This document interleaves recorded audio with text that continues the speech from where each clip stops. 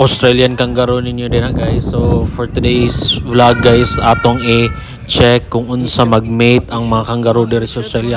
So lucky kita guys kay nakakita tag kangaroo nga nagbiga.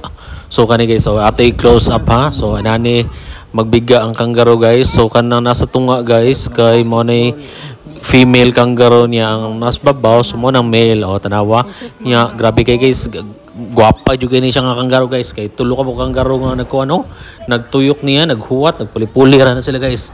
So luoy kayo ang bay nga kangaroo niya, kana pagid siya nga kangaroo guys, kinaana siya bibi sa sud. So nagbiga na gini ang mga lalaki nga kangaroo niya.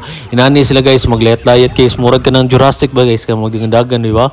Inani ang style nila guys. Kung magbiga ang laki nga kangaroo guys, gukuro niya ang babae. Yang ngita na siya siglain yang babae kay samukan kayo kay awa. Yang tiyan ana ko kay awa murag na nagbitay na kay naman siya baby. Sa iyo lagi ko gukura din. Haon niya anak kay sa ipo kay buntag niya. Kung naghang kay tao naghang bisita niya kargayan, inom na sila dira o. Nari dire guys kay nagfeeding ta sa mga kangaroo dire sa Ballarat Zoo, Australia.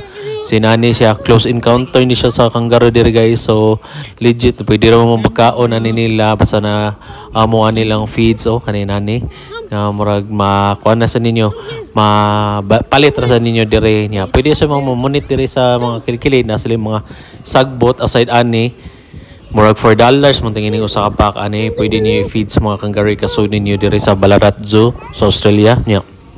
Close encounter pagid mo sa kangaroo, unlimited kangaroo ni dire guys. Pwede ra mo all day magsige magkuan encounter sa mga kangaroo.